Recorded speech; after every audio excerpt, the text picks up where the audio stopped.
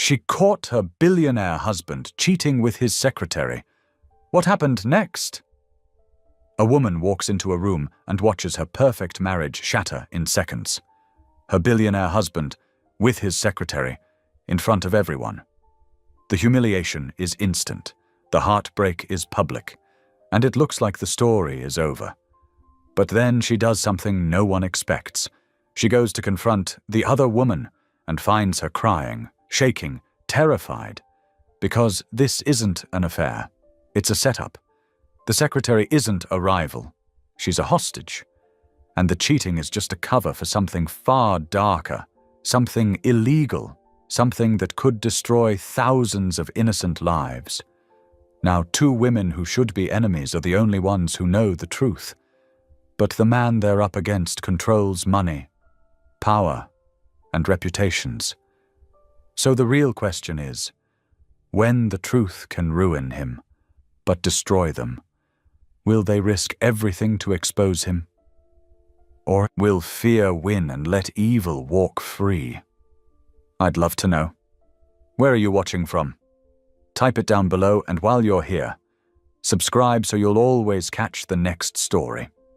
The first rays of sunlight hadn't yet touched the Manhattan skyline when Maribel Hart opened her eyes. Through floor-to-ceiling windows, she could see the city's lights twinkling like earthbound stars 40 stories below.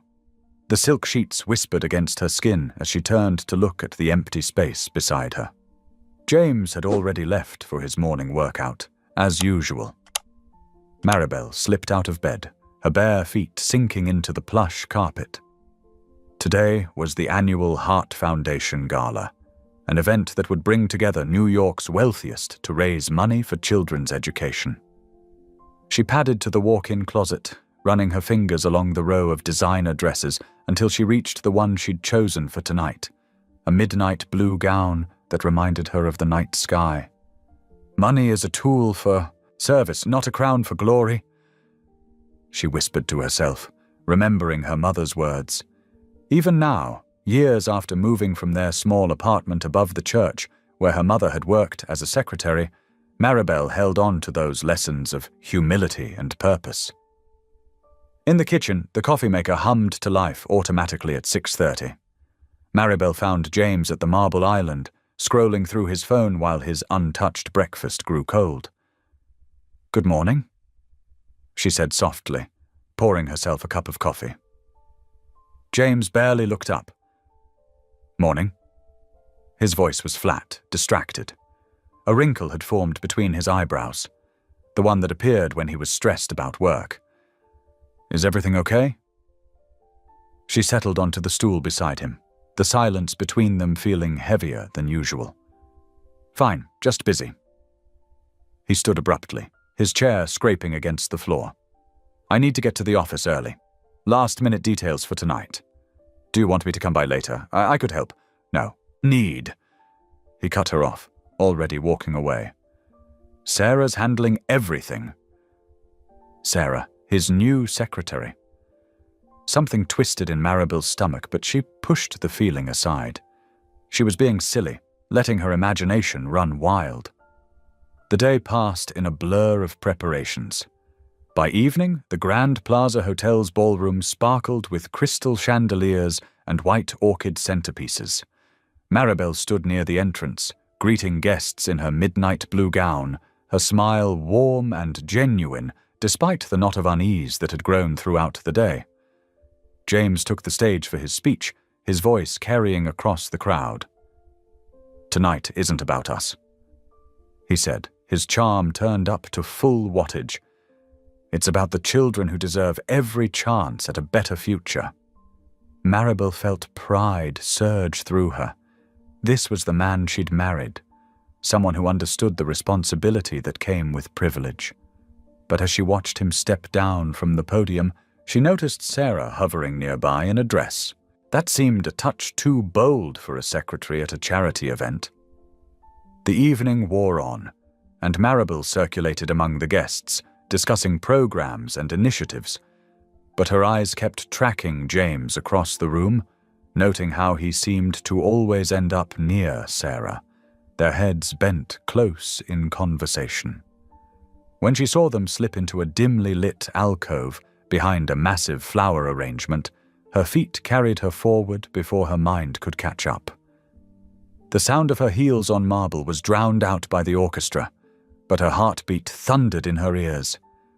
She rounded the corner just as James pulled Sarah close, their lips meeting in a kiss that spoke of familiarity, of practice. The world seemed to tilt sideways. Maribel's hand flew to her throat, where a small sound of pain escaped before she could stop it. They sprang apart, but it was too late. James's face drained of color. Maribel. She took a step backward, then another. Around her she could hear the murmur of voices, the click of camera phones, the rustle of expensive fabric as people turned to stare. The humiliation burned through her like acid, but her mother's voice echoed in her head. Grace under fire is the truest test of character. So Maribel straightened her spine. She didn't run. She didn't scream. She simply turned and walked away, her heels clicking steadily against the marble floor. She collected her wrap from the coat check with hands that barely trembled. The doorman hailed her a taxi, and she slid into the back seat with as much dignity as she could muster. It wasn't until the taxi pulled away from the curb that she allowed the first tear to fall. By the time the elevator carried her up to their apartment, her cheeks were wet, but her breathing remained steady. She stepped into their home, no longer a sanctuary but a museum of broken promises, and stood in the darkness, looking out at the city lights that now seemed cold and distant. Her phone buzzed repeatedly in her clutch, but she didn't check it. Instead, she walked to their bedroom and began to remove her jewelry, placing each piece carefully in its velvet-lined box, the diamond earrings he'd given her for their 10th anniversary, the sapphire pendant that matched her eyes. She looked at herself in the mirror, a woman she barely recognized in a designer dress, tear tracks cutting through her perfect makeup. The morning sun streams through floor-to-ceiling windows, but Maribel Hart barely notices its warmth. She sits motionless at her kitchen table, both hands wrapped around a coffee mug that has long since gone cold. The gleaming granite countertops and sleek appliances feel like props in someone else's life now. Everything familiar has become strange. The scene from last night plays on repeat in her mind. The intimate whispers, the secretive touches, the flash of cameras capturing her husband's betrayal. Her chest tightens each time she relives it. The pristine white tablecloth before her blurs as tears threaten, but Maribel blinks them back. She's done enough crying through the sleepless night. Lord, she whispers into the silence, give me wisdom. Show me what to do. The prayer feels small in the vast emptiness of her kitchen, but it steadies her racing thoughts. After several deep breaths, Maribel stands and walks to the window. 20 stories below, the city pulses with morning traffic. People going about their normal lives, while hers has shattered. But she can't stay here, paralyzed by hurt and confusion. There are questions that need answers. By 10:30, Maribel has showered, dressed in a simple navy blazer and slacks, and driven downtown to the gleaming office tower where her husband's company occupies 3 floors. Her hands tremble slightly as she pulls into the parking garage, but her steps are steady as she crosses the lobby to the elevator. The familiar ding of the elevator reaching the executive floor makes her flinch. How many times has she visited here before, bringing lunch or dropping off forgotten items? Now everything feels different, tainted. The receptionist's eyes widen in recognition. Mrs. Hart, we weren't expecting you today. I need to speak with Elowen Price. Maribel says quietly but firmly. Is she in? The receptionist hesitates, glancing towards the corner office where Maribel knows her husband works. I believe she's at her desk. Should I call first? No need. Maribel forces a small smile. I know where to find her. She walks past the reception desk, her heels clicking against marble floors. Her heart pounds harder with each step. She's prepared herself for this confrontation, prepared to face arrogance, defensiveness, maybe even gloating from the woman who betrayed her trust. Elowen's desk sits in an alcove just outside the corner office. As Maribel approaches, she sees the secretary hunched over her keyboard, shoulders tense. The woman's dark hair falls forward, partially hiding her face. "Miss Price." Maribel says softly, "May we talk privately?" Elowen's head snaps up. The blood drains from her already pale face, leaving her looking ghost white against her charcoal sweater. Her hands freeze over the keyboard. "Mrs. Hart," she whispers. The words come out scratchy, as if her throat is too tight. Yes, of course." Maribel gestures to a small conference room nearby. "Shall we?" Elowen stands on shaky legs, knocking a stack of papers off her desk. She scrambles to gather them, fingers trembling so badly she can barely grip the sheets.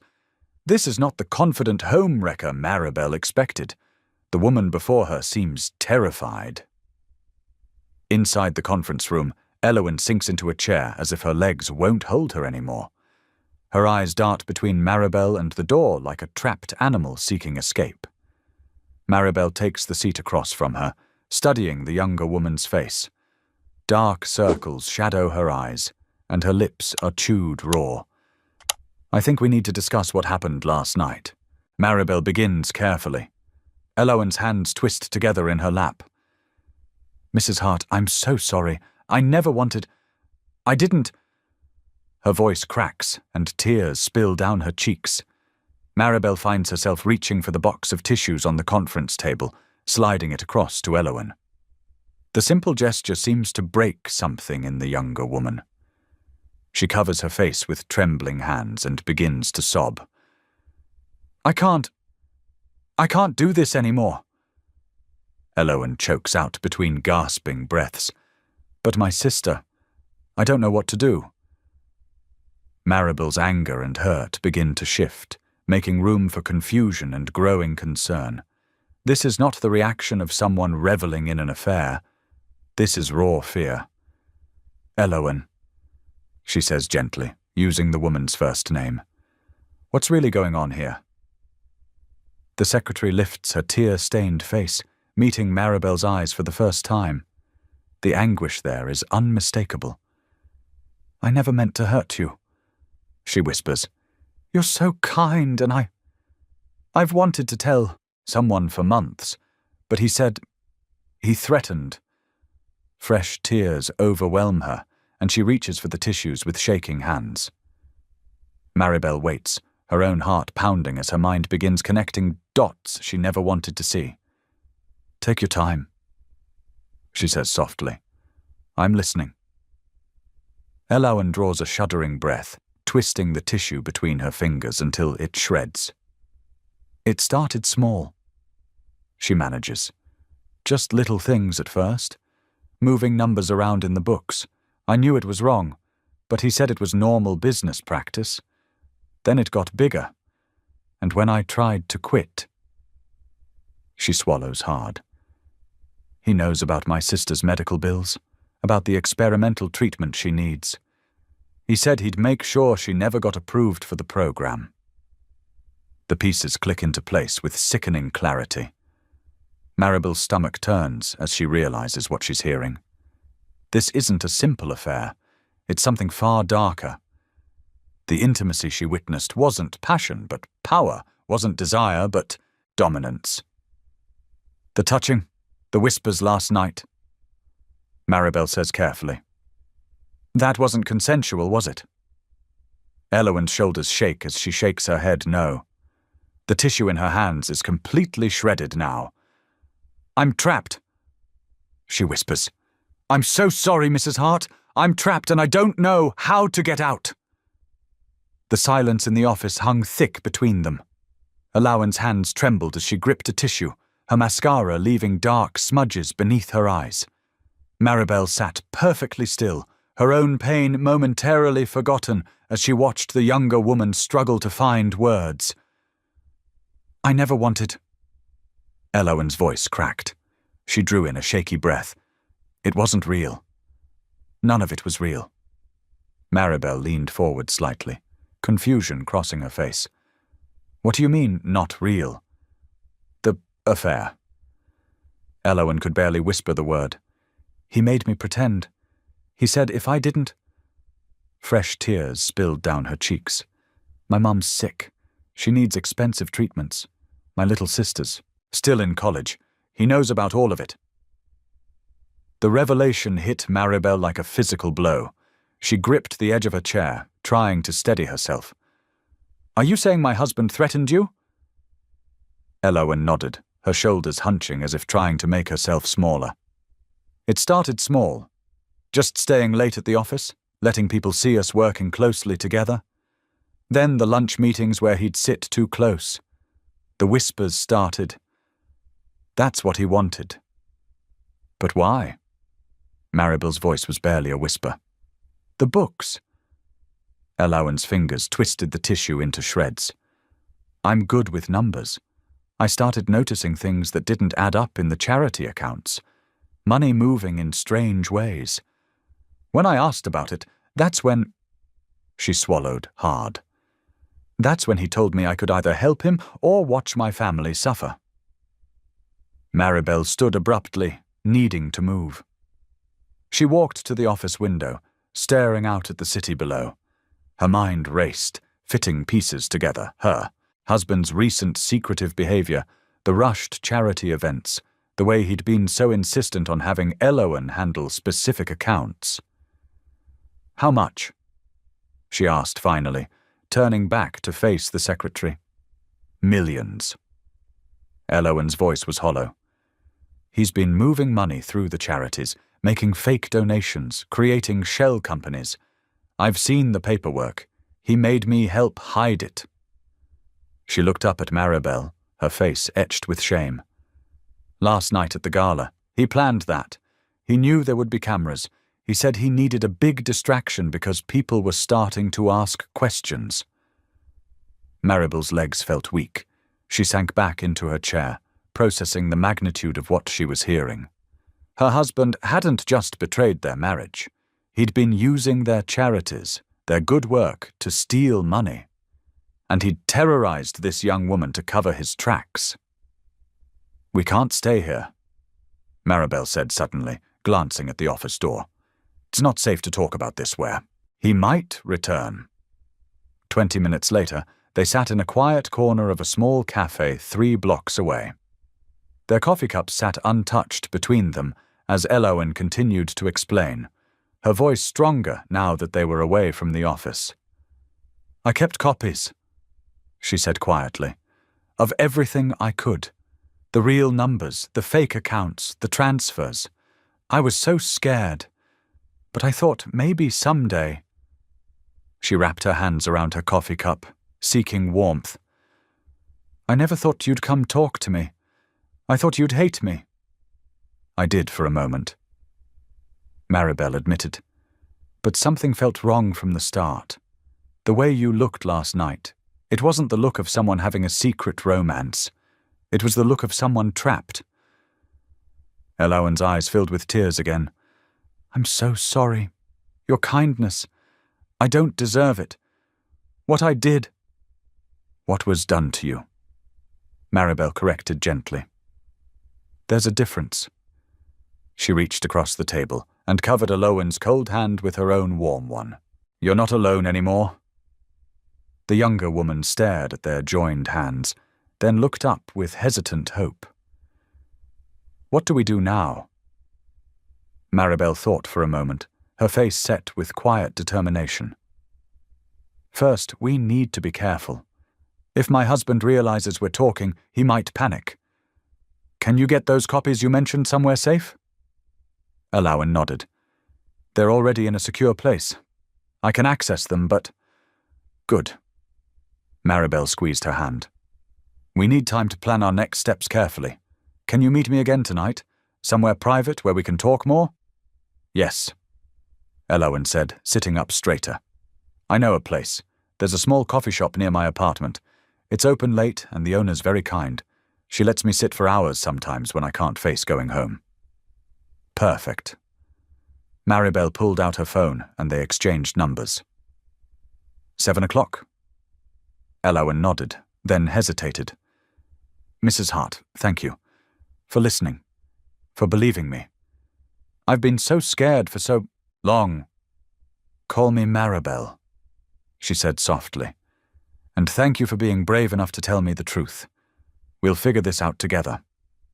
They parted ways outside the cafe, each heading in different directions, but both feeling less alone than they had that morning. The weight of secrets still pressed heavy, but now it was shared between them, making it somehow more bearable.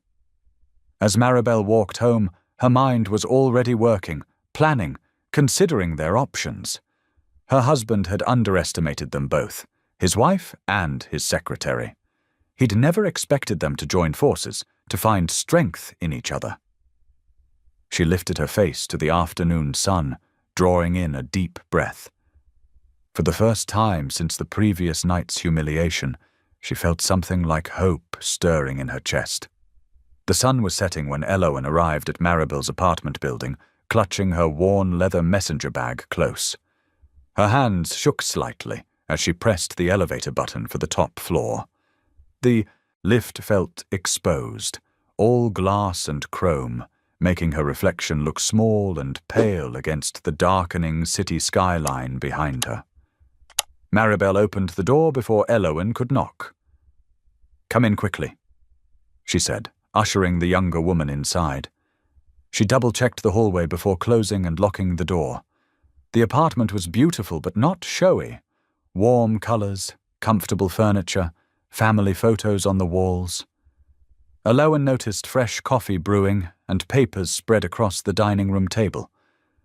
I've been going through our personal accounts, Maribel explained, leading them to the table.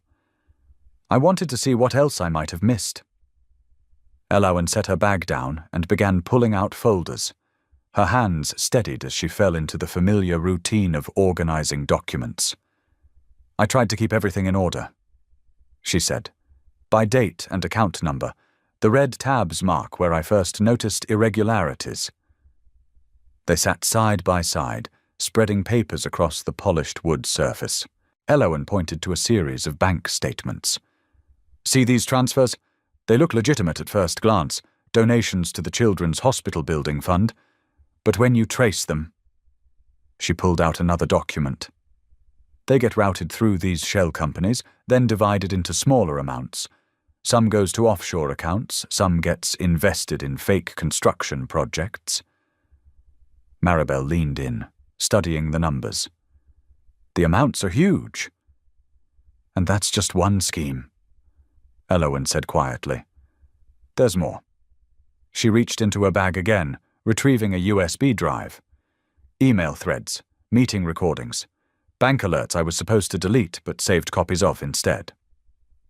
Maribel's laptop sat ready. As they went through the digital files, her face grew increasingly grave. These pension fund accounts, these are people's life savings. I know. Elowen's voice cracked. When I realized what was happening to them, I started having panic attacks. All those retirement accounts, church, building funds, charity endowments, he's been stealing from everyone who trusted him. Show me everything, Maribel said firmly. Every detail. For the next 2 hours, they pieced together the full scope of the fraud. Elowen explained how she'd first noticed discrepancies in the accounting, how she'd tried to question them only to be shut down with veiled threats against her family. She showed Maribel the warning emails she'd received when she'd attempted to flag suspicious transactions. He knew exactly where to apply pressure. Elowen explained, pulling up an email thread. My mother's medical bills, my sister's student loans. He made it clear he could make things very difficult for them. Maribel read through the messages, her jaw tight. And then he forced you to play the role of mistress as a diversion. He said people were starting to ask questions. He needed a scandal, something for the gossip columns to focus on instead of the finances. Elowen wrapped her arms around herself.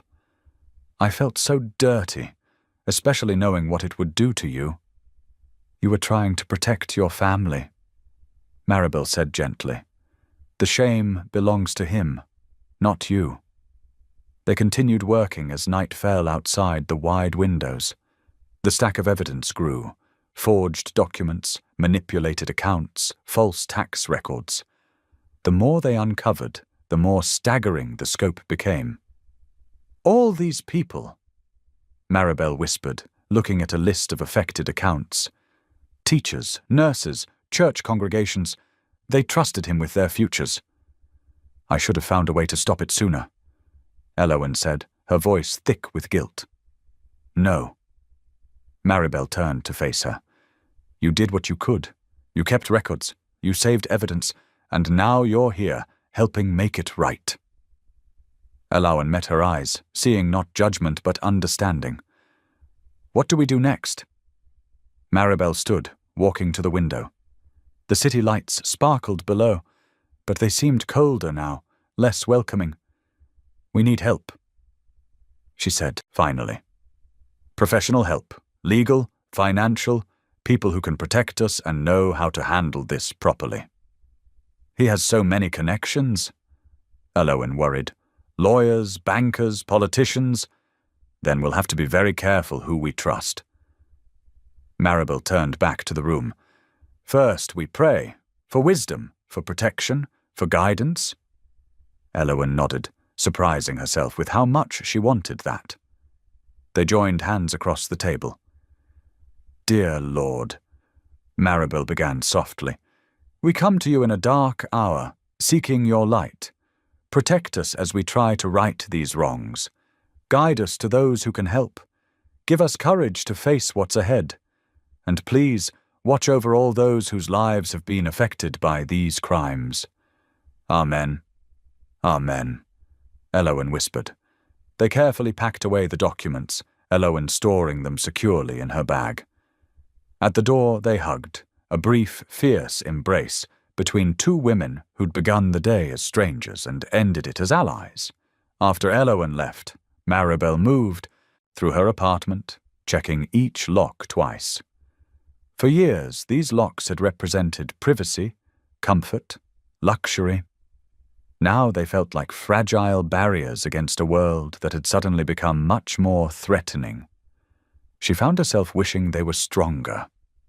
In the kitchen, she poured out their cold, forgotten coffee and washed the mugs, her movements mechanical as her mind raced through everything they'd discovered. The magnitude of her husband's crimes felt overwhelming. This wasn't just about their marriage anymore. It was about hundreds, maybe thousands of innocent people whose lives would be devastated when the truth came out. She dried her hands and walked to the windows, looking out at the glittering city.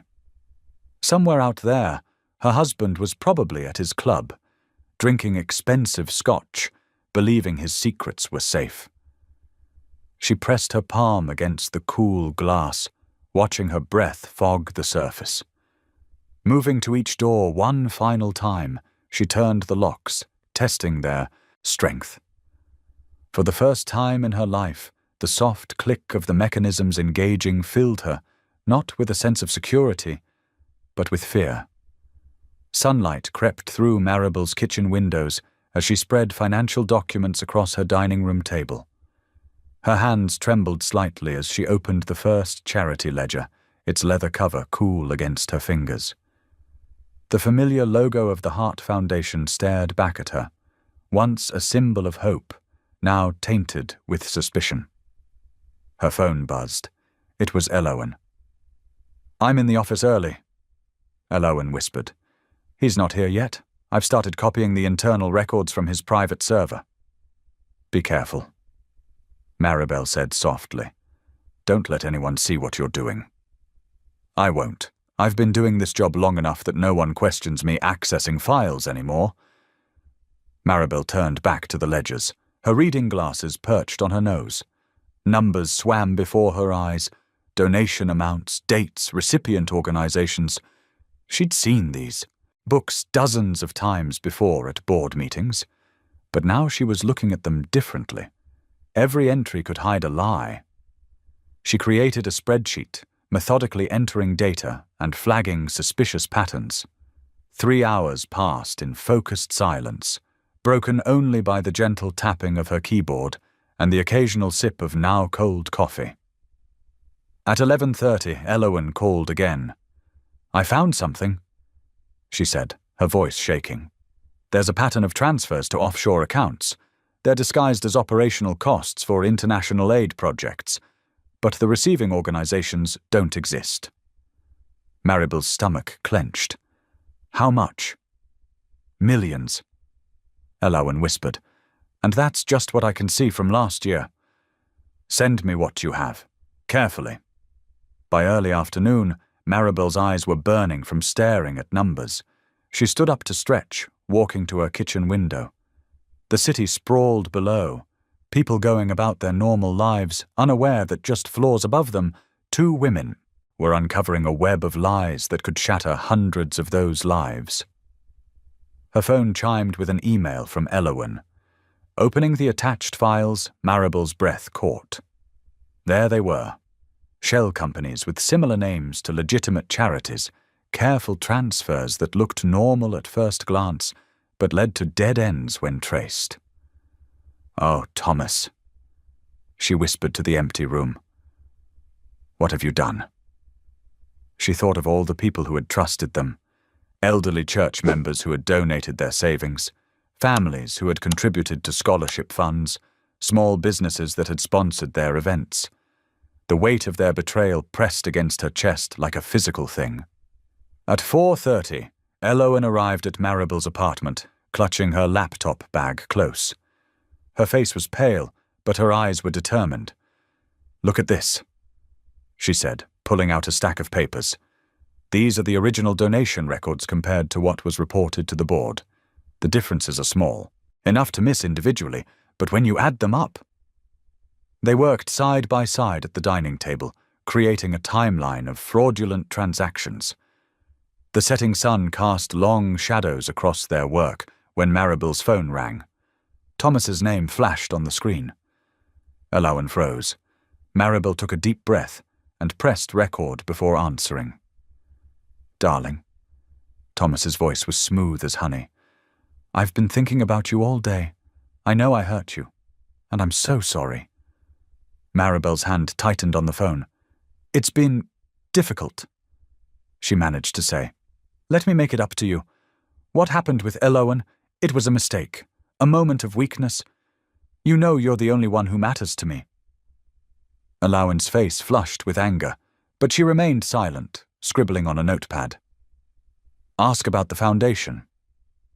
"I've been worried about the foundation too," Maribel said carefully. "After everything that happened at the gala." "The foundation is fine," Thomas said quickly. "Everything is running perfectly. You don't need to concern yourself with that. Let's focus on us. Have dinner with me tomorrow night. The new French place on 5th? "That would be nice." Maribel lied, her voice steady despite her racing heart. "I'd like that." After more smooth words and false promises, she ended the call. Her hands were shaking as she stopped the recording. "He's scared," Elowen said quietly. "He's trying to control the situation." Maribel nodded, staring at her phone. "He knows something's wrong. He's never this apologetic unless he's worried." They looked at the evidence spread across the table, proof of years of systematic fraud and deception. The apartment felt suddenly vulnerable, its walls of glass exposing them to the darkening sky. "We should make copies of everything," Elowen said, her voice barely above a whisper. "Keep them in different places, just in case." Maribel met her eyes, seeing her own fear reflected there. They both understood now. They weren't just uncovering a scandal. They were putting themselves in danger. Yet neither woman moved to pack up the documents or walk away. I'll get a safety deposit box tomorrow, Maribel said firmly. We'll need somewhere secure to store all of this. Alawan nodded, turning back to her laptop. They worked in silence as night fell over the city, their faces illuminated by screen glows and desk lamps. Each new piece of evidence they uncovered was another weight on their shoulders, another reason they couldn't stop. The truth had become both their burden and their purpose. Morning light filtered through the windows as Maribel carefully typed out the email. Her fingers hovered over each key, double-checking every word. Beside her, Elowen read aloud from her research notes. Rowan Delacroix, 3 major corruption investigations in the past 5 years, perfect track record protecting sources, known for thorough fact-checking and ethical reporting. Maribel nodded, continuing to type. Mr. Delacroix, we have evidence of extensive financial fraud involving charitable organizations, multiple years, millions of dollars, need discretion and expertise, can meet today. They used a secure email service Alawan had found, following careful instructions to protect their identities. The reply came faster than expected, just 30 minutes later. 7 p.m., Blue Moon Diner, corner booth. Bring sample documents only. R.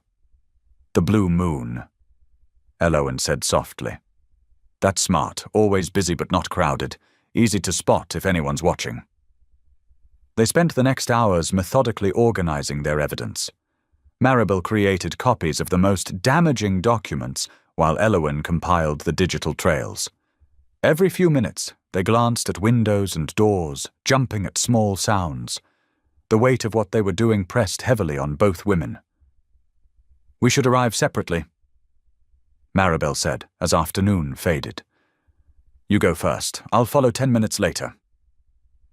Elowen nodded, carefully placing selected files in her worn laptop bag. Are you sure about this? Once we tell someone else, we're past the point of no return. Maribel replied, her voice steady despite her racing heart. These people trusted us with their money, their futures. We have to make this right. At 6:45, Elowen entered the Blue Moon Diner, choosing a seat where she could watch both the door and the street. The familiar smells of coffee and grilled food filled the air, but her stomach was too knotted to even think about eating. Maribel arrived precisely 10 minutes later, wearing simple clothes and carrying a plain black bag. She ordered coffee and sat 3 booths away, not acknowledging Elowen. At 7 sharp, a man in his 40s entered the diner. He wore a worn leather jacket and carried a battered messenger bag. His observant eyes scanned the room carefully before he slid into the corner booth. Without a word, both women gathered their things and joined him. Mr. Delacroix, Maribel said quietly, thank you for meeting us. Rowan's voice was low and steady. Call me Rowan. You've taken good precautions coming here. That's smart. He pulled out a small device and placed it on the table. Signal jammer. Gives us some privacy. Now, show me what you have. With trembling hands, Elowen opened her laptop, while Maribel spread out key documents. They took turns explaining what they'd found. The fake charities, the diverted funds, the elaborate cover-up. Rowan listened intently, taking minimal notes in a strange shorthand. His face remained neutral, but his eyes grew increasingly focused as they laid out the evidence. He asked sharp, specific questions that showed his grasp of financial crimes. This is systematic, he said finally. Professional. How long have you been gathering this? Just 2 days, Maribel admitted. But I've been unwittingly connected to it for years. It's my husband's organization. Rowan's eyebrows rose slightly, the first real expression they'd seen from him. That takes courage. Coming forward against family always does. He turned to Elowen. And you're inside the organization? His secretary, she said softly. He tried to use me as a distraction when things started unraveling. That's how we connected. He nodded, studying more documents. The evidence is solid. Multiple sources, clear paper trails. But you need to understand the risks. People who run frauds this big, they don't just give up when exposed. What do we need to do? Maribel asked.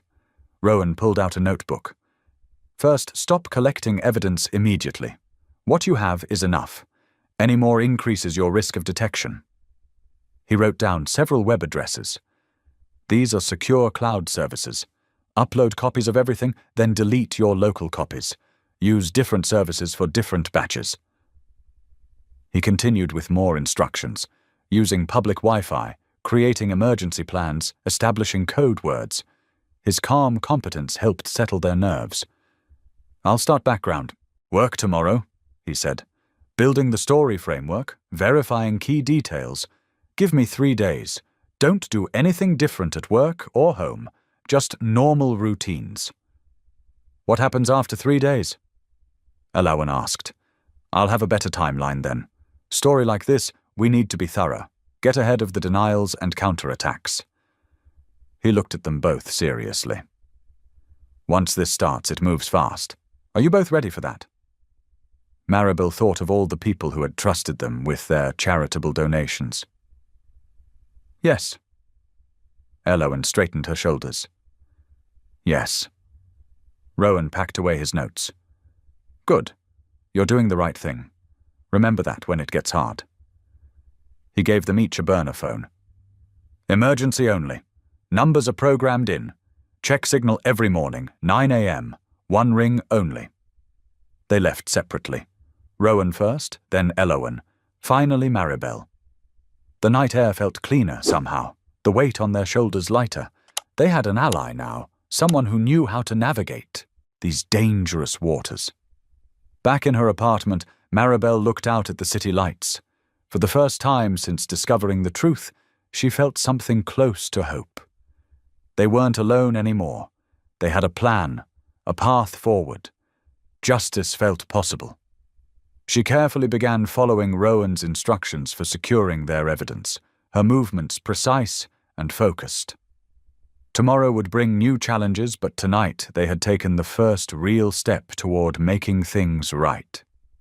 The morning sun streamed through Maribel's apartment windows as she nursed her 3rd cup of coffee. Her phone buzzed against the kitchen counter, making her jump. An unknown number. Her hand trembled slightly as she answered. Mrs. Hart, this is Agent Lucienne Ward with the Federal Bureau of Investigation. The voice was calm and professional. We've received some concerning information regarding your husband's business practices. Would you be willing to meet with us today? Maribel's heart raced, but she kept her voice steady. Yes, of course. I've been expecting your call. Would 2 o'clock work for you? We have a neutral location. The Madison Building downtown, Suite 412. After confirming the details, Maribel immediately called Alawan. They contacted me, she said softly.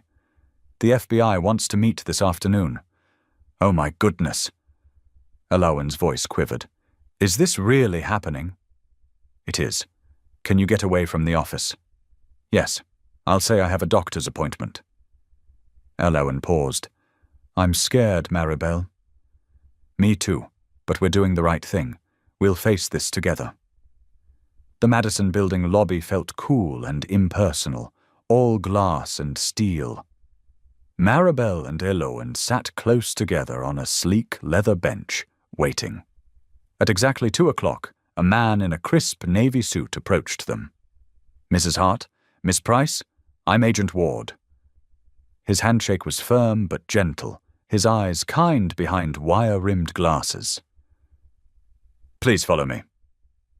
The office suite was plain but comfortable, with soft lighting and landscape paintings on the walls. Agent Ward gestured to a small conference room where a court reporter sat ready with her stenography machine.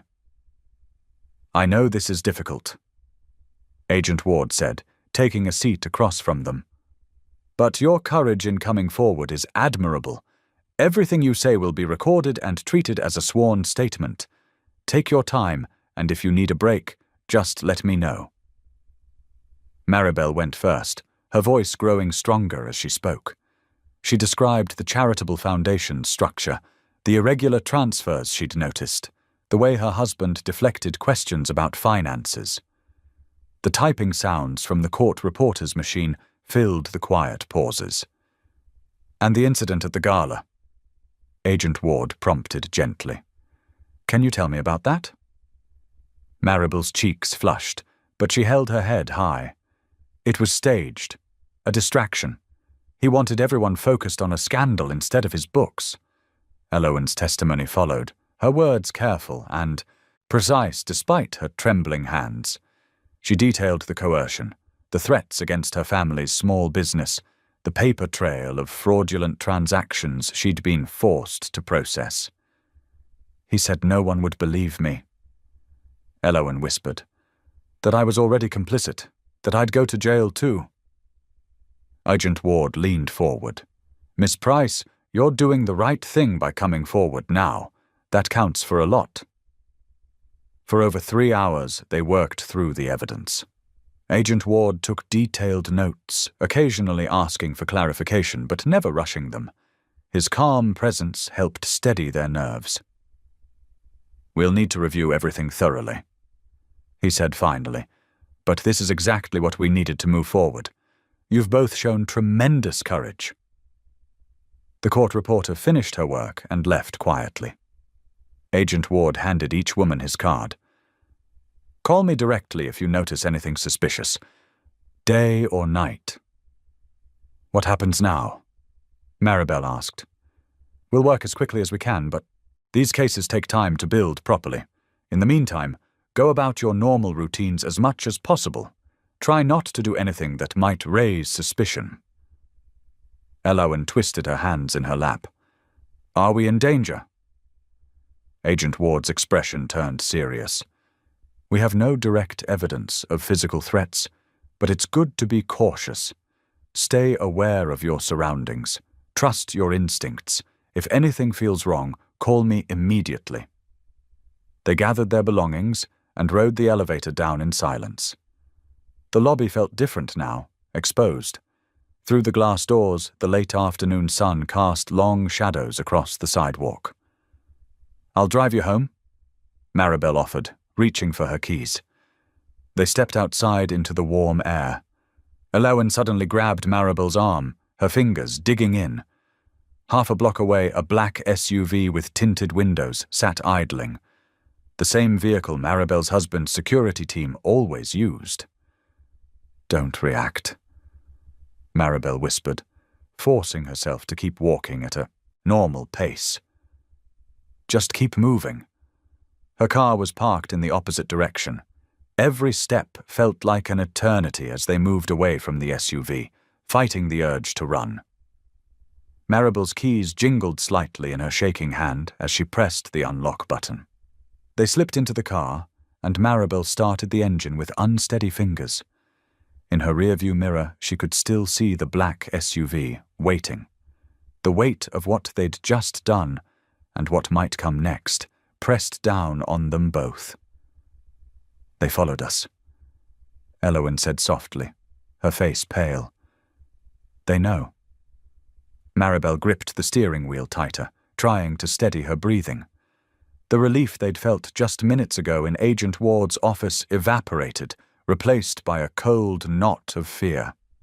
The safe, predictable world they'd known seemed to be dissolving around them with each passing moment. For several long seconds, they sat in silence, both staring straight ahead.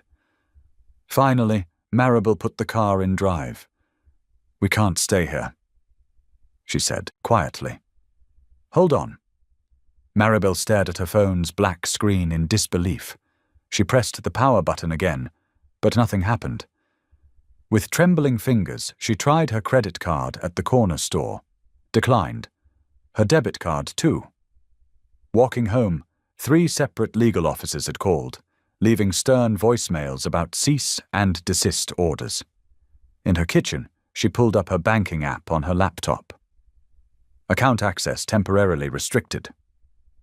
Flashed across the screen in bold red letters. Her stomach clenched as she clicked through each account, Checking, savings, investment portfolio, all frozen. Her phone buzzed again. Unknown number. You have no idea what you've started. A gruff voice warned before hanging up. Tears pricked at her eyes, but she blinked them away. This was exactly what Agent Ward had warned them might happen. She wouldn't let fear win. Her doorbell rang, making her jump. Through the peephole, she saw Elowen's pale face. She quickly opened the door. "They're going after Tommy!" Elowen burst out, her voice shaking. She clutched her phone like a lifeline. "The coffee shop. They've launched a full audit. The IRS just showed up without warning. He called me crying." Maribel guided her friend to the couch. "Breathe, sweetie. Tell me everything." Tommy said men in suits appeared right at closing time. They're demanding 3 years of receipts, threatening daily fines. Elowen's hands trembled. That shop is everything to him. He worked so hard after Dad died to keep it going. He has a family to support. Your brother's books are clean, though, right? Of course. But they'll find something if they want to. Make-up violations.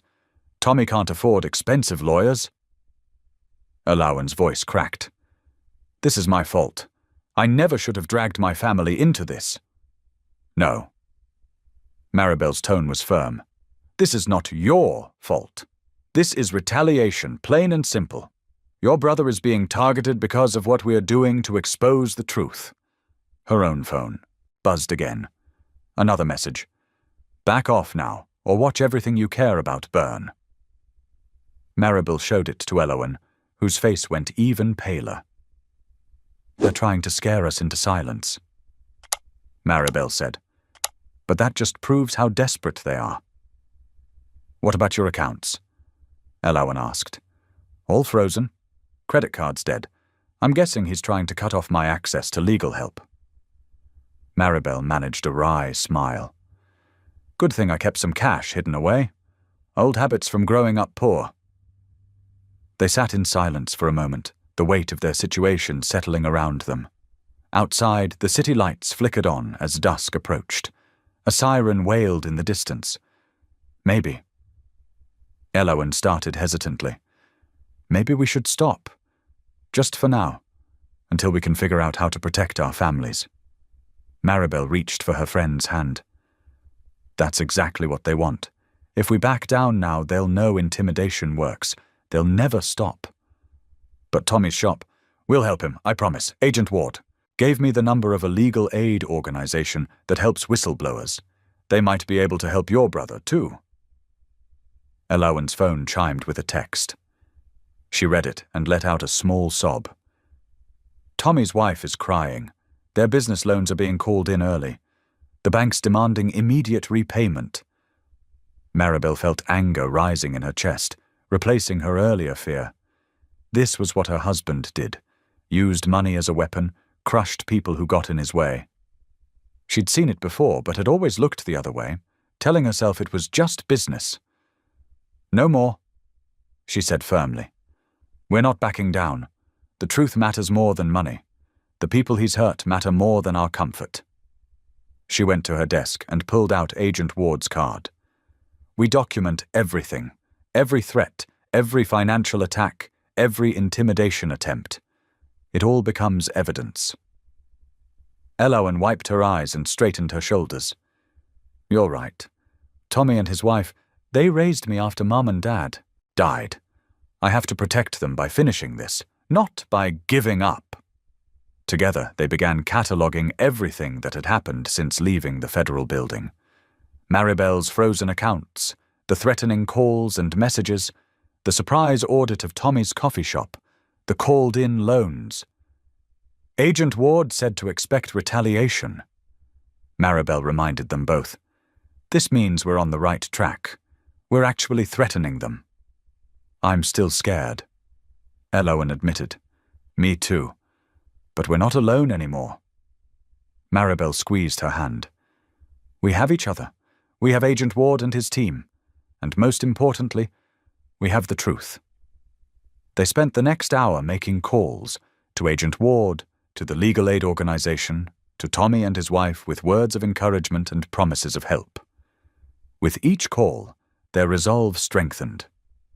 As night settled over the city, they sat together in Maribel's living room, two women brought together by circumstances they never could have imagined. Different backgrounds, different lives, united now by a common purpose.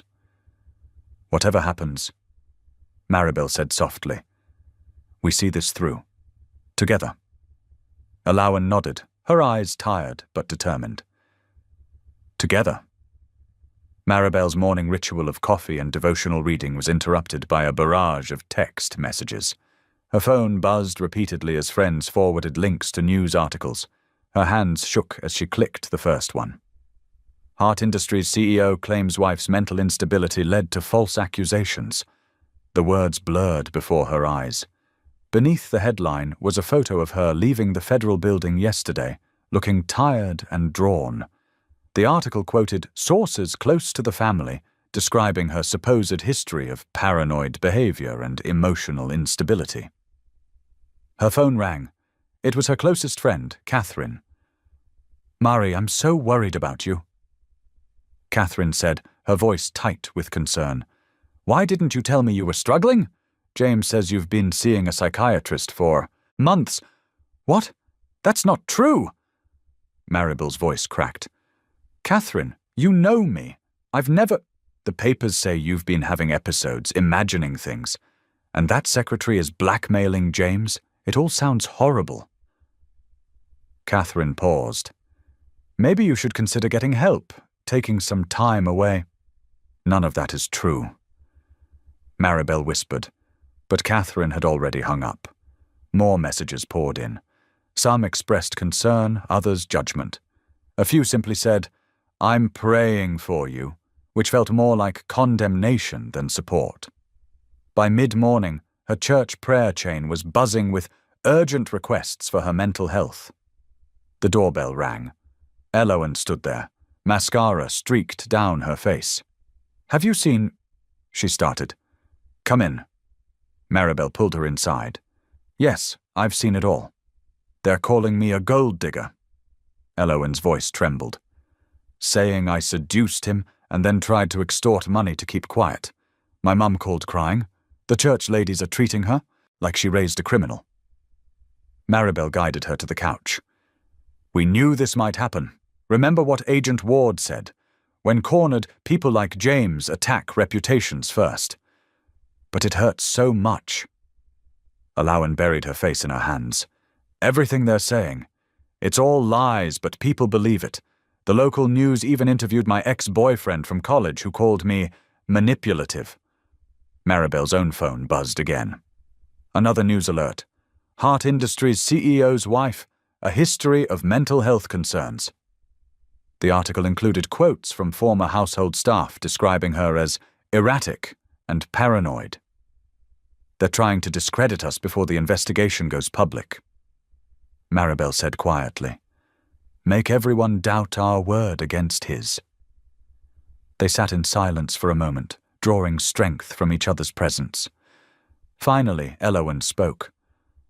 "I keep thinking about that verse. The truth will set you free. But right now the truth feels like a prison. Maybe the freedom comes later." Maribel squeezed her hand. "Right now we just have to hold on to what we know is real." Throughout the afternoon, the attacks intensified. James gave an emotional interview describing his deep concern for his wife's well-being and how the troubled young secretary had taken advantage of Maribel's fragile state.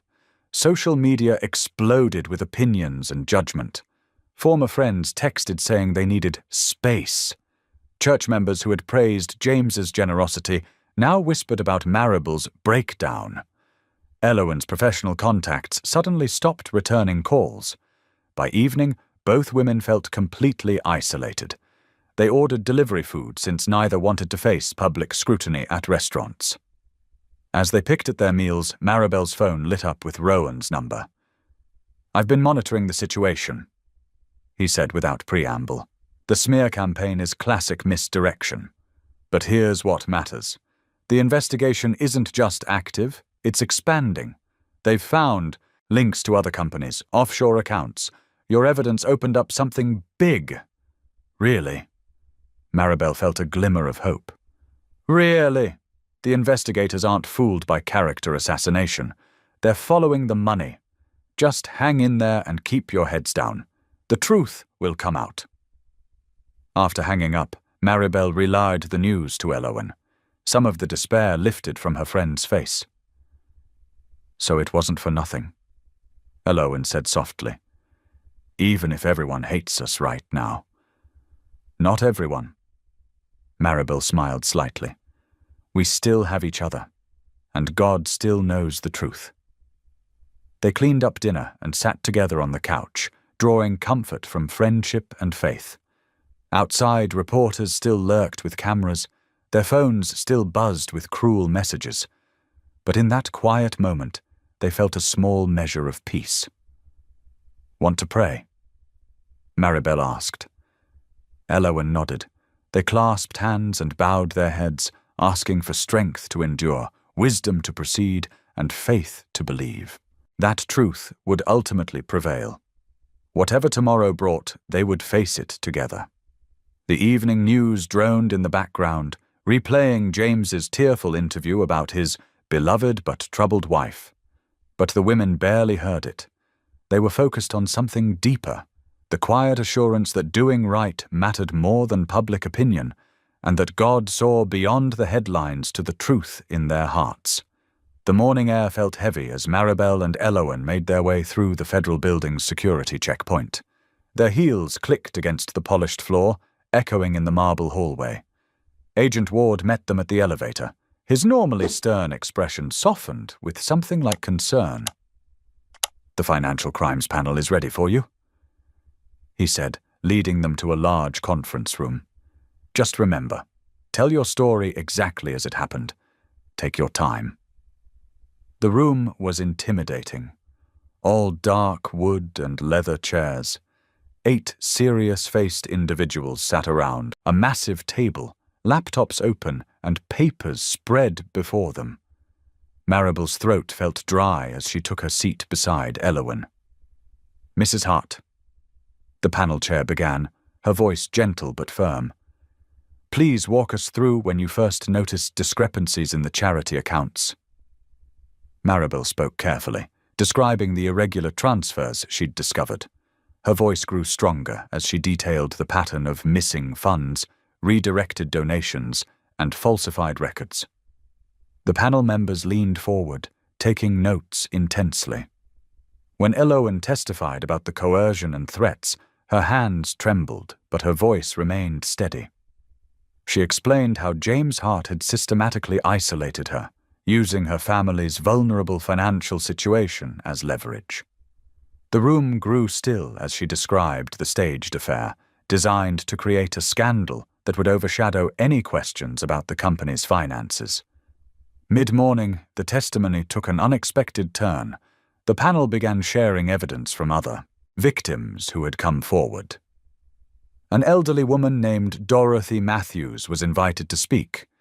She walked slowly to the front, supported by her daughter. I trusted Hart Industries with my life savings, Dorothy said, her voice wavering. The investment consultant at our church recommended them highly. Now I can barely afford my medications. She dabbed at her eyes with a tissue. I was so ashamed to tell my children. I thought I'd been careful with my money.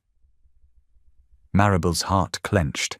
She wanted to go to the woman, to promise her that justice would come, but she remained in her seat, hands clasped tightly in her lap.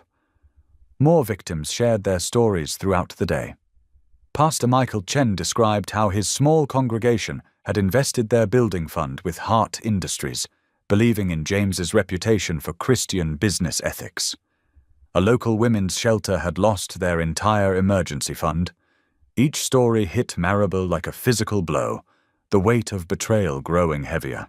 During a brief lunch break, Maribel and Elowen found a quiet corner in the building's cafeteria. Neither felt much like eating.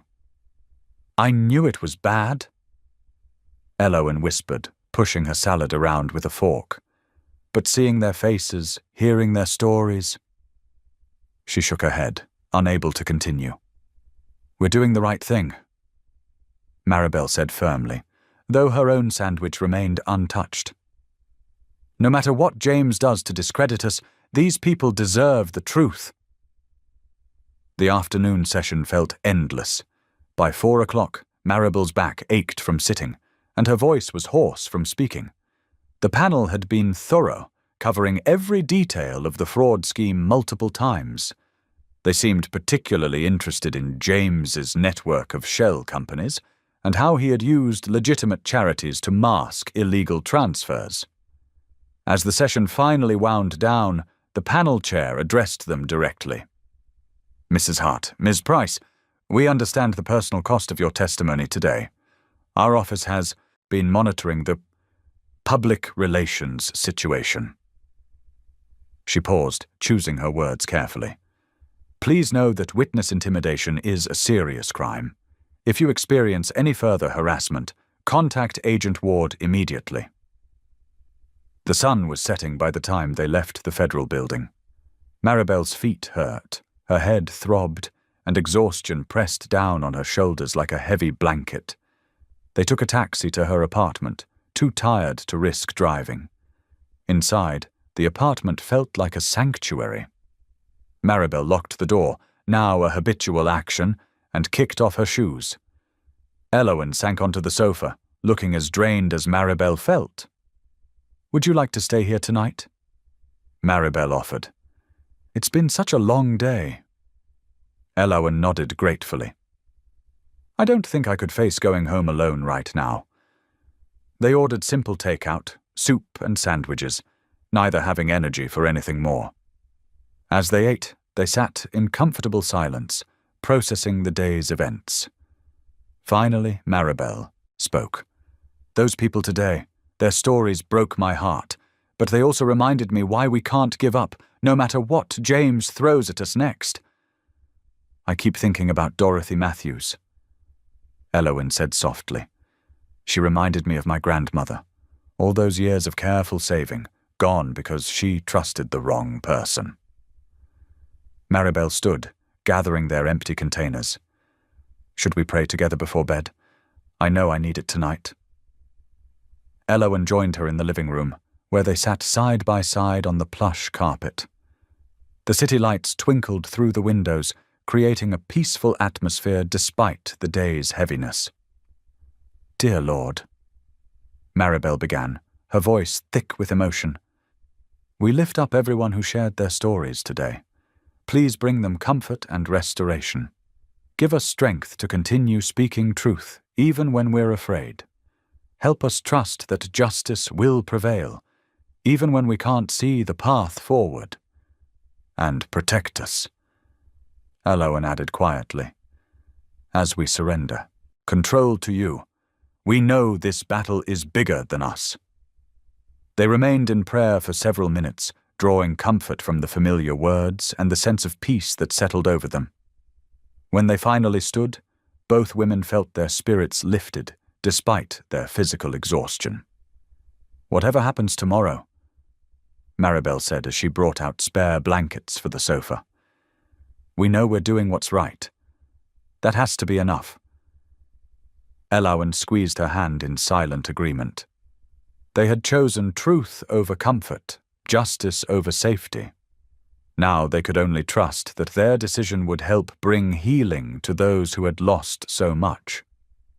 The morning dawned cold and grey, matching Maribel's solemn mood as she sat at her kitchen table, hands wrapped around a cup of untouched coffee. The morning news played softly in the background, a familiar anchor's voice providing mundane updates about weather and traffic. She hadn't slept well in days, dark circles under her eyes, testament to the weight of waiting. Her phone buzzed. It was Elowen. "Turn on Channel 8. Elowen's voice trembled. "Right now." Maribel grabbed the remote with shaking hands, changing the channel just in time to see the breaking news banner flash across the screen. The image showed the gleaming glass entrance of her husband's corporate headquarters, where several black SUVs were parked haphazardly near the front doors.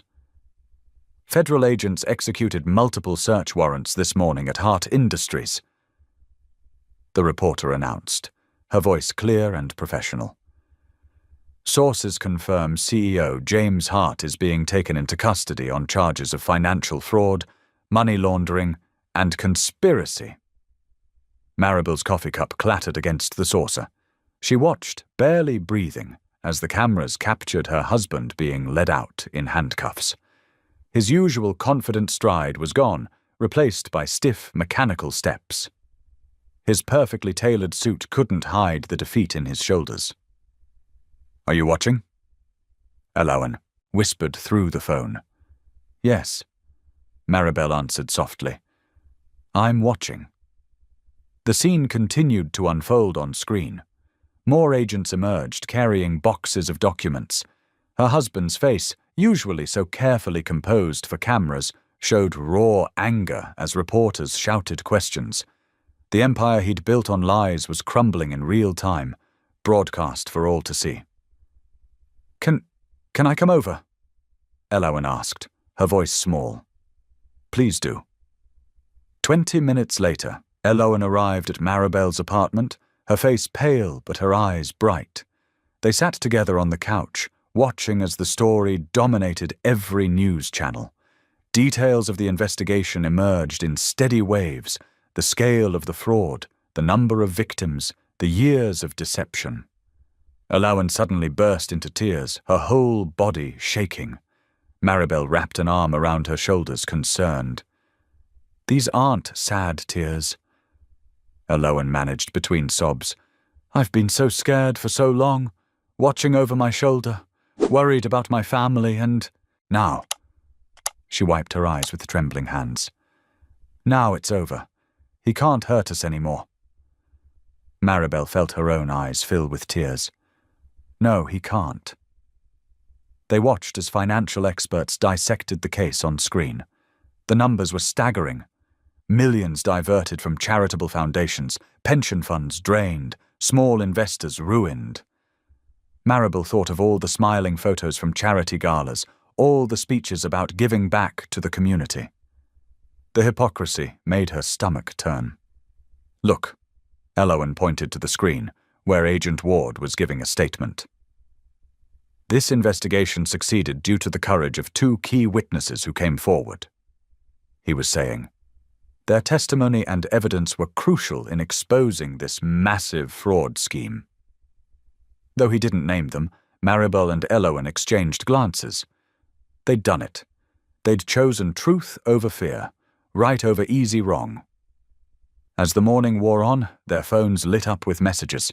Some were from old friends, suddenly, remembering their connection. Others were from journalists seeking comments. They ignored them all, creating a quiet bubble in Maribel's apartment while the outside world churned with the news. "I keep thinking about all those people at the gala," Elowen said softly. "How they whispered and stared. They thought they knew the whole story." Maribel nodded. They saw what he wanted them to see. We all did, for too long. Around noon, Rowan called. "You two holding up okay?" he asked, concern evident in his voice. "We're fine," Maribel assured him. "Just processing. The story's going to get bigger." He warned. "Every news outlet in the country is picking it up. But remember, you did the right thing. Both of you." After hanging up, they watched more coverage. The story had indeed spread like wildfire. Financial networks analyzed the scandal's impact. Local stations interviewed shocked employees and charity board members. Social media exploded with opinions and reactions. Maribel saw her husband's face on screen again, this time in his booking photo. The man she'd married, who'd once seemed so strong and certain, looked small and angry. His power, built on deception, had vanished like morning mist in sunlight. "I should feel something more," Maribel said quietly. "Triumph, maybe, or satisfaction. But mostly I just feel tired." Elowen nodded. I know what you mean. It's like waking up from a long nightmare. You're relieved it's over, but you're still shaky from the fear. They ordered lunch but barely touched it, both too wrapped up in watching the story unfold. More details emerged throughout the afternoon. Evidence of offshore accounts, falsified documents, years of systematic fraud. Each revelation confirmed what they'd discovered and reported. Do you regret it? Elowen asked suddenly. Coming to talk to me that day at the office? Maribel thought about that morning that felt so long ago now. How she'd walked into that office expecting one kind of truth and found another, harder one instead. How that conversation had changed everything. No, she said firmly. It was painful, but it was right. Sometimes God puts us in difficult places because that's where we're needed. Elowen wiped fresh tears from her eyes. I was so afraid you wouldn't believe me, that no one would ever believe me. But I did believe you. Maribel squeezed her hand. And now everyone knows the truth. As afternoon faded into evening, the news cycle continued its relentless coverage. They watched his former business partners distance themselves in hastily called press conferences. Charity boards announced emergency meetings. Financial advisors urged calm, while stocks associated with Hart Industries plummeted. It's like watching a house of cards collapse, Elowen observed. Maribel nodded. Built on sand instead of stone. The weight of the day settled over them as darkness fell outside. They'd known this day would come, had worked toward it, but the reality was still overwhelming. The truth they'd fought to expose was now public knowledge, impossible to hide or deny. What happens now? Elowen asked softly. Now we rest. Maribel answered. We did what we had to do. The truth is out. Justice can take its course. They sat together in companionable silence, watching the city lights twinkle through the windows. The worst was indeed over. The fear that had haunted them, the pressure of carrying such heavy secrets, the isolation of their private battle, all of it was finally lifting. Whatever came next, they would face it together, stronger for having chosen courage over comfort, truth over safety. Dawn crept over the city skyline, painting the clouds in soft shades of pink and gold. Maribel stood at her apartment window, a cup of untouched tea growing cold in her hands. Her eyes followed the steady stream of federal vehicles pulling up to her husband's office building. Men and women in dark suits carried boxes and computers out the front doors, loading them methodically into waiting vans. The headlines had been explosive. Financial empire crumbles. CEO arrested in massive fraud scheme. But it was the smaller details that caught at Maribel's heart, the personal stories emerging from behind the numbers. Her phone buzzed. It was Elowen. Are you watching the news? Elowen's voice was steadier now, no longer carrying that edge of constant fear. I can see them from my window. Maribel replied softly. They're still bringing things out. Agent Ward called me this morning. Elowen said. They're starting to trace all the money. They think they can recover most of it. Maribel closed her eyes, remembering the faces of people who had trusted her husband with their life savings. Thank God, she whispered. Throughout the morning, updates rolled in. The federal team had frozen dozens of hidden accounts. Shell companies were being dismantled. Assets were being catalogued. The houses, the boats, the cars bought with stolen money. It felt surreal watching the empire of lies come apart, piece by piece. Around noon, Maribel's doorbell rang. It was a courier with a thick envelope from the Department of Justice. Inside were copies of the first restitution orders. Her hands trembled as she read through the documents. The numbers were staggering, but it was the names that brought tears to her eyes. Familiar names from charity boards and church committees. First Baptist Church, restored in full. She read aloud.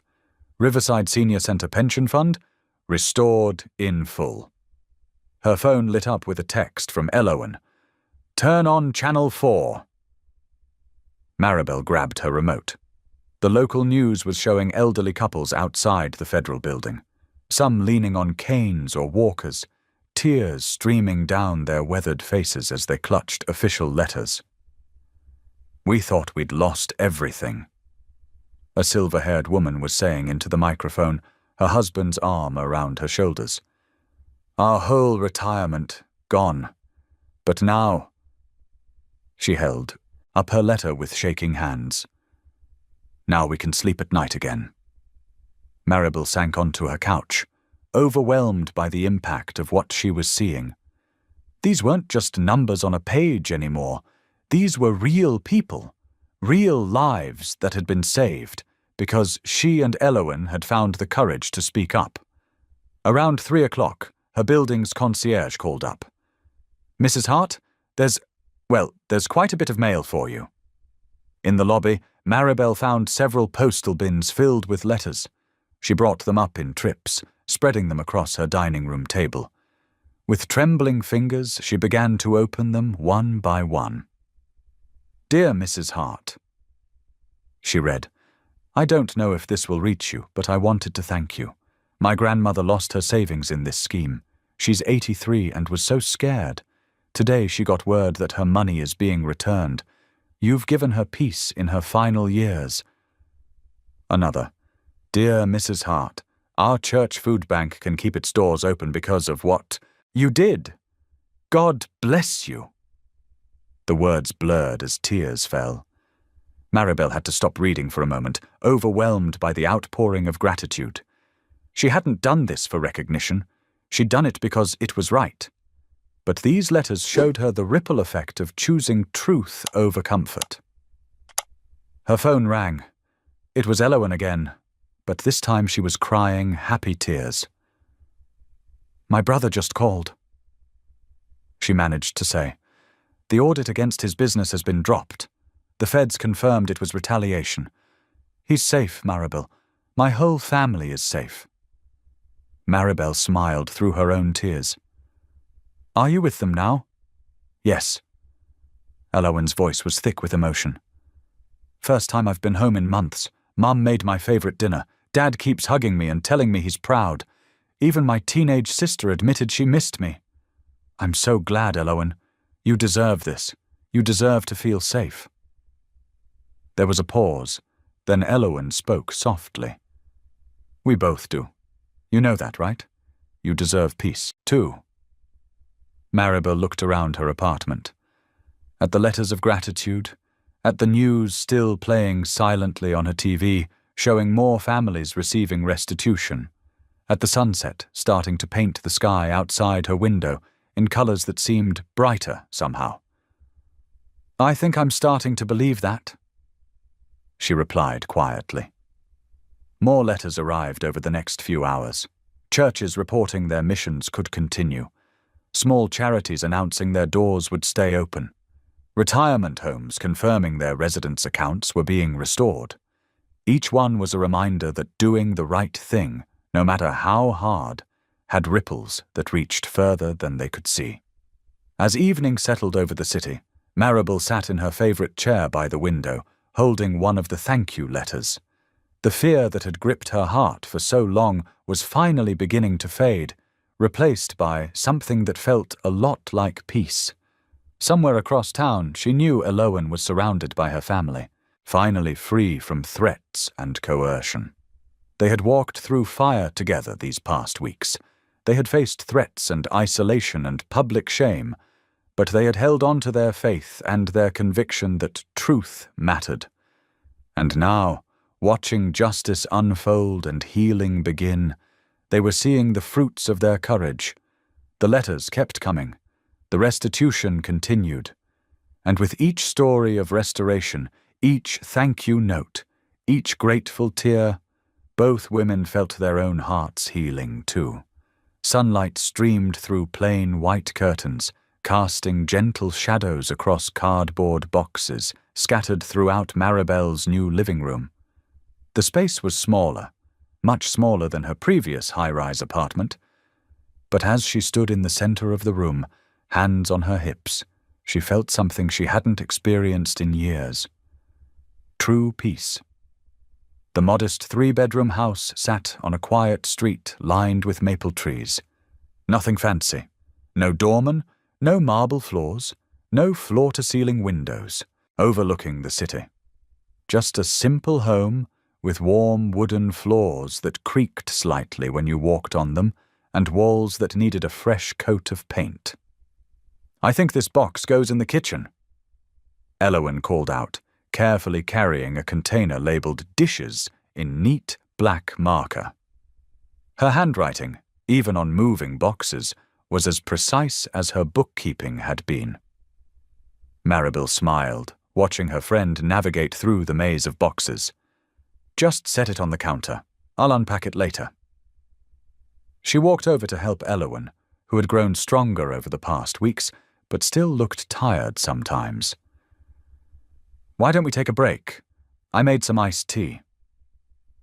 They settled onto the worn couch, a yard sale find Maribel had fallen in love with, and sipped their drinks. Through the window, they could see children riding bikes down the street, their laughter floating in on the spring breeze. "It's so different here," Elowen observed, tucking her legs beneath her. "But good different." Maribel nodded, running her finger along the rim of her glass. "I could have kept the apartment, you know. The court said I was entitled to it." She paused, considering her words. "But every room there held memories I'd rather leave behind. This place—" She gestured around the modest living room. "This is my choice, my fresh start." Elowen's eyes brightened with understanding. "Speaking of fresh starts," she pulled a folded paper from her back pocket. "I got my acceptance letter yesterday. Full scholarship to Georgetown Law's non-profit program." "Oh, Elowen!" Maribel set down her glass and pulled her friend into a tight hug. "I knew you could do it. When do you start?" "Fall semester," Elowen replied, her cheeks pink with pride. "I never thought I'd have the courage to apply, let alone get in. But after everything we've been through—" She smoothed the letter on her lap. "I want to help people who've been taken advantage of. Make sure what happened to all those families never happens again." Maribel reached for her bag and pulled out her own stack of papers. "Actually, I've been working on something too." She spread the documents across the coffee table. Business plans, mission statements, and registration forms. "I'm starting a foundation for ethical finance education and victim advocacy." Elowen leaned forward, scanning the papers with interest. Her eyes widened as she read. "The Second Chance Foundation? That's what we all deserve, isn't it? A second chance." Maribel gathered the papers together carefully. "The foundation will offer free financial literacy programs, legal support for fraud victims, and counseling services. I'm using what's left of my settlement money to fund it." "That's perfect," Elowen whispered, her eyes filling with tears. "All those people who lost their savings, they'll have somewhere to turn." They sat in comfortable silence for a moment, each lost in thought. Outside, a moving truck rumbled past, and somewhere down the street, a dog barked. "You know," Maribel said finally, "I've been thinking about what my mother used to say about money being a tool, not a treasure." She stood and walked to the window, watching as leaves danced across her small front yard. She was right. All that wealth, all that luxury, it never made me happy. But using it to help others, that feels right. Elowen joined her at the window. "When I first started working at the firm, I thought having access to that kind of money would solve all my problems." She shook her head. "Instead, it almost destroyed everything I cared about. But you chose to do the right thing." Maribel reminded her gently. "Even when it was terrifying." "We both did," Elowen corrected. She pulled another paper from her bag, a thank you letter from one of the elderly couples whose pension had been restored. "I keep this to remind me why we did it." Maribel smiled, remembering the stack of similar letters she'd received. Each one represented a life touched, a wrong made right. The gratitude in those messages humbled her more than any luxury ever had. They spent the rest of the afternoon unpacking boxes, arranging furniture, and transforming the house into a home. Maribel hung simple curtains and arranged family photos on the walls. Elowen organized the kitchen with the same attention to detail she'd once applied to spreadsheets. As evening approached, they ordered pizza and sat cross-legged on the floor, surrounded by half-empty boxes and new possibilities. "I have my first foundation meeting next week," Maribel mentioned between bites. "We're starting small, but I have big dreams for what we can accomplish." Elowen nodded enthusiastically. "And I start my pre-law summer courses next month. My brother's even helping me find an apartment near campus." "How is your family doing?" Maribel asked softly, knowing how much pain the scandal had caused them. "Better," Elowen smiled. "The audit on my brother's business was dropped, and my parents—" She paused, emotion catching in her throat. "They're just happy to have me back. Really back, not just the scared version of me they'd been seeing." Maribel reached across and squeezed her hand. "You're one of the strongest people I know, Elowen. Georgetown Law won't know what hit them." They laughed together, the sound echoing off the bare walls of the new house. It wasn't the polished laugh of society parties or charity galas, but something real and warm and healing. Later, as they finished unpacking the last box of kitchen items, Maribel found herself humming, something she hadn't done in years. The simple tune filled the modest kitchen, mixing with the sounds of crickets beginning their evening song outside. "What's that you're humming?" Elowen asked, carefully arranging mugs on the open shelving. "Amazing Grace," Maribel replied softly. "It was my mother's favorite hymn. She used to sing it when she was happy." She placed a stack of plates in the cabinet. "I think she would be proud of this, of choosing purpose over privilege." The evening light filtered through the kitchen window, casting long shadows across the floor. Both women stood for a moment, taking in the peace of the scene, so different from the chaos and fear they'd lived through just weeks before. "To new beginnings." Elowen raised her water glass in a toast. "To new beginnings," Maribel echoed. "And second chances." Sunlight streamed through the simple cotton curtains of Maribel's new home office. The modest two-bedroom house sat in a quiet neighborhood, worlds away from the glittering high-rise she'd once called home. But here, surrounded by warm wooden furniture and family photos, she felt truly at peace for the first time in months. Maribel sat at her desk, carefully reviewing the final paperwork for the Phoenix Foundation's launch. The name had come to her during a late-night conversation with Elowen. Like the mythical bird, they had risen from the ashes of destruction to create something beautiful and meaningful. Her phone buzzed with a text from Elowen. "Traffic's terrible. Be there in 15, bringing coffee." Maribel smiled, remembering how their relationship had evolved from that first tense meeting in her husband's office. Who could have guessed that the trembling secretary would become her closest friend and strongest ally? The doorbell chimed exactly 15 minutes later. Elowen bustled in, juggling 2 coffee cups and a stack of folders, her cheeks pink from the spring breeze. Her whole demeanor had changed in recent months. Gone was the haunted look in her eyes, replaced by a quiet confidence that grew stronger each day. "I can't believe we're really doing this," Elowen said, setting down their drinks. She looked professional and polished in a navy blazer, her student ID from her non-profit law program clipped to the pocket. "Sometimes I wake up thinking it was all a dream." "Not a dream," Maribel replied, squeezing her friend's hand. "Though sometimes I wish the bad parts had been." They settled into their familiar routine, spreading documents across Maribel's desk.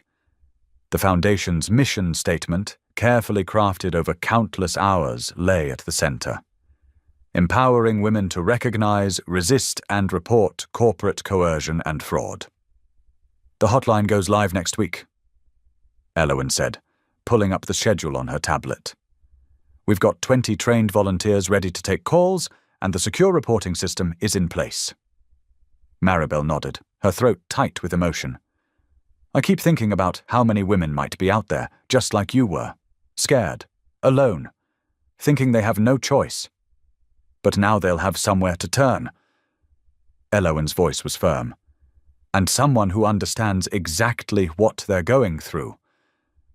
They'd designed the Foundation's programs based on their own experience, legal support, financial counseling, and most importantly, a community of survivors who could offer hope and understanding. Elowen's role as program director meant she could speak directly to women facing similar situations, sharing her story to help them find their courage. The support group starts tonight. Maribel remembered, checking her calendar. Are you nervous about speaking? Elowen straightened her shoulders. A little. But if my story helps even one person feel less alone, it's worth it. They worked through the morning, finalizing details for the Foundation's public launch event. It would be nothing like the glittering galas of Maribel's past, just simple refreshments, honest conversations, and a chance for supporters to learn about their mission. Around noon, they took a break, sharing lunch at Maribel's small kitchen table. Sunlight danced across the worn wooden surface as they talked about Elowen's classes and Maribel's recent speaking engagement at a corporate ethics conference. Remember that first night we really talked? Elowen asked, stirring her soup thoughtfully. When you invited me to your apartment and we spread all those documents across your fancy dining room table? Maribel nodded. I was so angry at first, thinking you were having an affair with my husband. But then I saw how terrified you were, and something in my heart just shifted. You could have hated me, Elowen said softly. Most people would have. Instead, you listened. You believed me. You helped me find the strength to fight back. You had that strength all along. Maribel corrected her. You were gathering evidence before I even knew anything was wrong. You just needed someone to stand with you. They shared a look of understanding that went beyond words. Their shared trauma had forged a bond stronger than friendship. They were sisters now, bound by something deeper than blood. After lunch, they returned to work, reviewing applications from women seeking the Foundation's help. Each story struck close to home. Pressure to cover up financial misconduct, threats against family members, the isolating fear of being trapped in an impossible situation. Listen to this one, Elowen said, her voice gentle. She's an accountant at a real estate firm. They're forcing her to manipulate the books by threatening to fire her sister, who has medical bills she can't pay without insurance. Maribel felt her heart ache. Just like they threatened your brother's business. Exactly. Elowen made some notes on the file. I'm meeting with her tomorrow. We can offer legal support through the Foundation, and I know a counselor who specializes in workplace trauma. They worked through the afternoon, their easy partnership a testament to how far they'd come. When Elowen left for her evening class, Maribel watched her friend drive away, marveling at the unexpected gifts that had emerged from such darkness. Later that night, as Maribel prepared for bed in her simple but comfortable home, she thought about the Foundation's motto, painted in elegant script on the office wall. Through truth to freedom. The words had come from one of their many late-night conversations, when they were still gathering courage to face what lay ahead. Her phone chimed with a message from Elowen. Just finished class. The professor used our case as an example of ethical whistleblowing. Still feels surreal. Thank you for everything. Love you, sister. Maribel smiled, typing back. So proud of you. We're changing lives together. Love you too, sister. She set her phone aside, feeling grateful for the strange and beautiful way life had brought them together. From the ashes of betrayal and fear, they had built something meaningful, not just the foundation, but a bond that would last a lifetime. Tomorrow would bring new challenges, new women seeking help, new battles to fight. But they would face it all together, two unlikely sisters standing strong against the darkness, helping others find their way to light. Sunlight streamed through the tall windows of the conference center auditorium, casting warm strips of light across the packed rows of attendees. The National Ethics and Corporate Responsibility Conference buzzed with anticipation as professionals from across the country settled into their seats. In the front row, Eloan Price smoothed her simple navy blazer and smiled, her heart swelling with pride as she watched Maribel Hart take the stage. Maribel looked different now. Gone were the designer suits and elaborate jewelry that had once been her armor. Instead, she wore a modest cream blouse and classic black pants, her dark hair pulled back in a simple bun. But it was her presence that truly captured attention, a quiet confidence that came from somewhere deeper than wealth or status. "Good morning," Maribel began, her voice steady and clear. "1 year ago I stood in a glittering ballroom surrounded by false promises and hidden lies. Today I stand before you with something far more valuable: truth." Eloan watched as the audience leaned forward, drawn in by Maribel's gentle authority. She remembered their journey, the late nights poring over documents, the tears, the prayers, the moments when fear had threatened to overwhelm them both. But sitting here now, those memories had lost their sting. "Many of you probably read about my story in the headlines," Maribel continued, her hands relaxed on the podium. "The wealthy socialite whose husband's fraud scheme collapsed, the corporate scandal that shook the financial world. But headlines don't tell the whole story. They don't capture the elderly couple who lost their life savings, or the small church whose building fund vanished overnight. They don't show you the faces of the real people affected by corporate greed." A reverent hush fell over the room. Eloan noticed several people dabbing at their eyes, moved by Maribel's words. She thought about how far they'd both come, from that first terrifying conversation in the office to this moment of purpose and peace. "But I'm not here to dwell on the darkness," Maribel said, her smile genuine and warm. "I'm here to share what I learned about the power of choosing right over easy, about finding strength in vulnerability, about how crisis can become opportunity when we let it transform us instead of break us." She went on to describe the foundation they'd created, the Ethical Finance and Advocacy Center, which now helped hundreds of women trapped in similar situations. Their programs offered legal support, counseling, and career rehabilitation. But more than that, they offered hope, living proof that starting over was possible. "My greatest blessing through all of this," Maribel's voice softened with emotion, "was finding an unexpected sister." Her eyes met Eloan's in the audience. "Someone who showed me that true courage isn't about being fearless. It's about doing what's right even when you're terrified." Eloan felt tears spring to her eyes, remembering how Maribel had shown her nothing but compassion that day in the office when she'd expected judgment and anger. Their friendship had become a testament to the healing power of grace. "Today I no longer live in a penthouse apartment," Maribel continued with a light laugh. "I drive a used car, I shop at regular stores, and I've never been happier, because I've learned that real wealth isn't about what you have. It's about who you become when everything is stripped away." The audience nodded in understanding. Eloan noticed several corporate executives in the crowd taking notes, genuinely moved by Maribel's message of ethical leadership and personal integrity. "The foundation we've built isn't just about preventing fraud," Maribel explained. "It's about creating a new culture of corporate responsibility. It's about reminding people that behind every spreadsheet, every transaction, every bottom line, there are real human lives at stake. She shared stories of their successes, women who'd found the courage to speak up, companies that had reformed their practices, victims who'd received justice and restoration. Each story illustrated not just what they'd accomplished, but what was possible when people chose to stand for truth. I used to think strength meant never showing weakness, Maribel admitted. I thought faith meant never questioning. I thought love meant never setting boundaries. But I've learned that real strength often looks like vulnerability. Real faith survives doubt.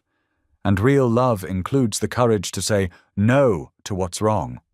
Elowen watched as Maribel's words resonated through the room. The woman on stage wasn't bitter or angry about her past. She'd transformed it into wisdom, into help for others, into a mission bigger than herself.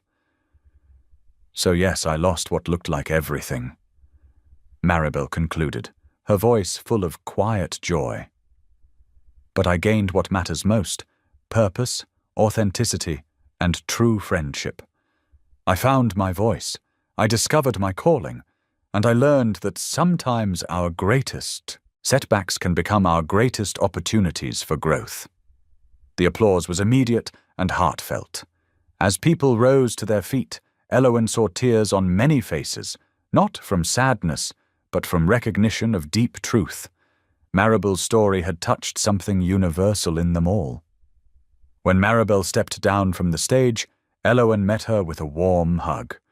No words were needed between them. They'd walked through fire together and emerged stronger. Their past no longer cast shadows over their present. Instead, it had become the foundation for a future neither could have imagined a year ago. Around them, conference attendees began to gather, eager to learn more about their foundation's work. Elowen watched as Maribel graciously answered questions, her natural warmth drawing people in. The shame and scandal that had once threatened to define them had been transformed into a platform for positive change.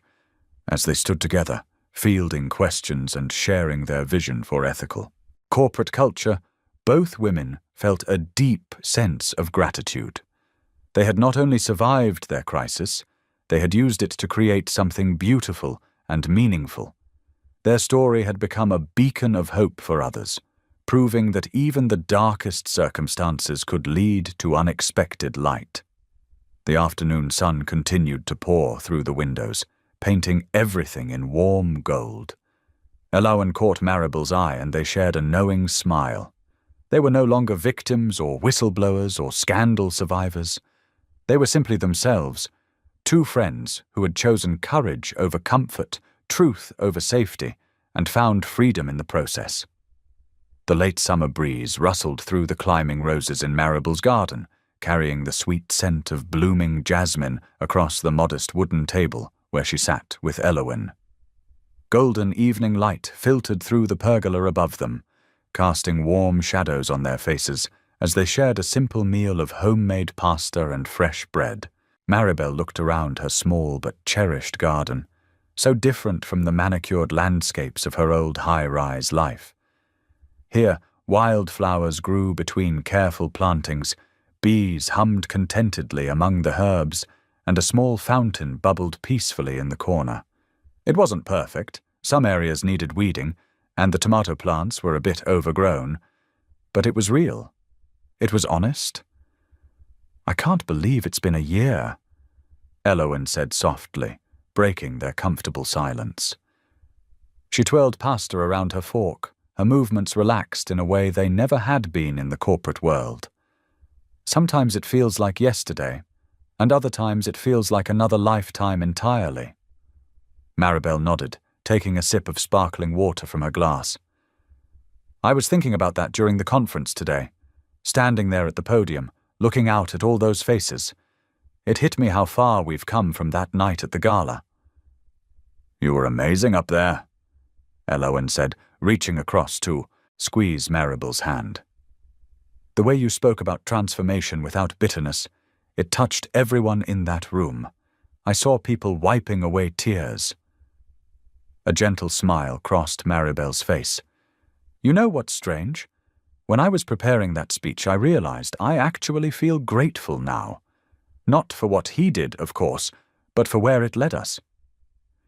To truth, Elowen said quietly. And so much more than that, Maribel replied, breaking off a piece of bread. Remember how scared we were that night we first gathered all the evidence? I barely slept at all. Elowen laughed softly. I jumped at every little noise for weeks. But you know what I remember most? The way you prayed with me that evening, even though you barely knew me. You had every reason to hate me, but instead you showed me such kindness. Because I could see your heart. Maribel said simply. Under all that fear and pain, I could see someone trying to do the right thing, someone who needed an ally as much as I did. The sun dipped lower on the horizon, painting the sky in shades of pink and orange. A cardinal landed on the nearby bird feeder, its bright red feathers catching the light. Look how many lives we've helped through the foundation, Elowen said, her eyes brightening with purpose. Just last week, that group of accounting whistleblowers, when they came to us so frightened and confused, it was like looking in a mirror from a year ago. Maribel nodded. And now they're safe. Their evidence is with the proper authorities, and their families are protected. Each time we help someone else break free from corruption or coercion, it gives more meaning to what we went through. From victims to advocates, Elowen mused. Sometimes I still can't believe I'm actually in law school. Me, the scared secretary who could barely speak up in meetings. And now you're top of your class in non-profit law, Maribel said proudly. You're going to help so many people understand their rights and find their voice. They fell into another comfortable silence, enjoying the peaceful evening and each other's company. A family of sparrows splashed playfully in the fountain, their cheerful chirping filling the air. You know what I'm most thankful for? Elowen said after a while, her voice soft with emotion. This friendship. I never expected to find a sister through all of this. Maribel felt tears prick at her eyes. God works in mysterious ways, doesn't he? When everything was falling apart, he was actually putting something beautiful together. We just couldn't see it yet. Remember that first time we prayed together? Elowen asked. We were asking for protection and wisdom, but what we really received was so much more. We received courage, Maribel reflected. The strength to stand up for truth, no matter the cost.